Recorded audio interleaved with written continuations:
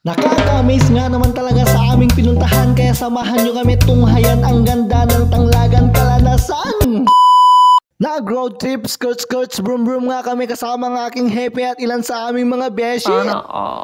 Nagpaalam nga muna kami sandali dito sa arko ng province of Apayao at sa mga tanawin na bulubundukin. At excuse me at i-flex ko muna ang aking kagandahan na kagwapuhan pala at pagpamanhin nyo na magulotong utak ko yung pambibideo ko kasi nga wala pa akong gimbal. Sino nga natin may tag-sponsor? Ayan, Diyos mio Marimar. Pagkalipas nga ng ilang minuto ay nandito na pala kami sa Sanchez Mira, Cagayan. Ni Apay nagpaspas klaberyang matgayaman. Nag-stop over nga muna pala kami dito sa may 7-Eleven, yung karuban yung Marites na may tileleng. Ay, hindi lang bagbagang nga talaga. Very thankful nga kami kasi kahit nakisabit lang kami ay linibra kami sa merienda. Ay sana all kang kanain ko mga kastang.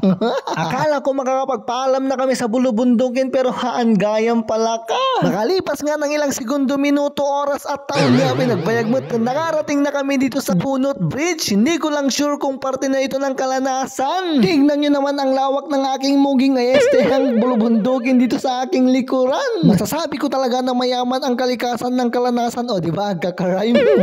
Nasa tuktok na kami at tignan nyo naman, maa-amaze talaga kayo pag nakita nyo to, lalong-lalo na yung nasiling na videohan ko. Ay hindi, joke lang.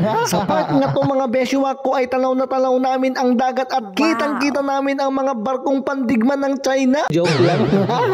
At na-amaze nga ako sa mga punong to na umabot sa ganito katagal sa sobrang tibay. Hindi gaya ng relasyon nyo, ang rupok-rupok nyo na nga, hindi pa kayo nagtagal. Ay, nakakatakot nga pala tong daanan dito mga beshiwak ko, parang bitukang manok. Sigurado pag na-fall ka dito, lalong-lalo na sa maling tao, ay sigurado panigurado wasak yung puso mo. Ay, makalipas nga ng mahaba-habang biyahe ay sa wakas nakarating na nga kami sa aming final destination. Yan nga pala yung mga sinakyan namin, bali apat yun, nakalimang lang yung isa at heto nga yung mga kasama namin na pumunta. Nakatado kami nga talaga. Namatayan pala yung kasamahan namin sa opisina kaya dito kami napunta at hindi ko na nga pinalampas yung pagkakataon. Ay naggulo nga talaga tapos nagbid-video.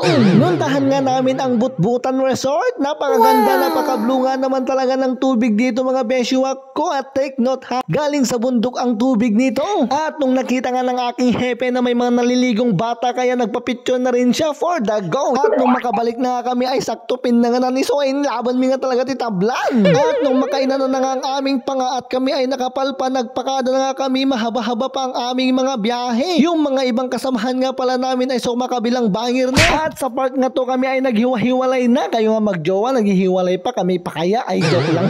Dumaan nga pala sila sa Kadkadir, kami nga mga beshiwak ko ay nag-adventure pa. Dumaan kami sa Eva Garden, o diba, nagmayat. Ay, sa dinaanan nga namin ay may river crossing kaya nagdigos na nga talaga kasi nakaangdod na kunya ay. At pagpasensyahan nyo na nung pauwi kami, heto lang yung nabidyohan ko kasi majoljolaw na kun nga talaga. Hepe, jakon matapalan to feelings ko kan ka. Joke na. Buti na lang ay nag-stop over kami dito sa may Apayao Brew. Minom nga ako dito ng coke at ayun na himasmasan ako at bumalik yung pagkalalaki ko ay. At syempre i-flex din natin ang mga kasamahan ko na kakagwapo. At maraming salamat sa iyo kung napanood mo tong video na to hanggang dito. At kung nagustuhan mo ay paki-share na rin po. Agyaman putiado. See you in next video. Babush!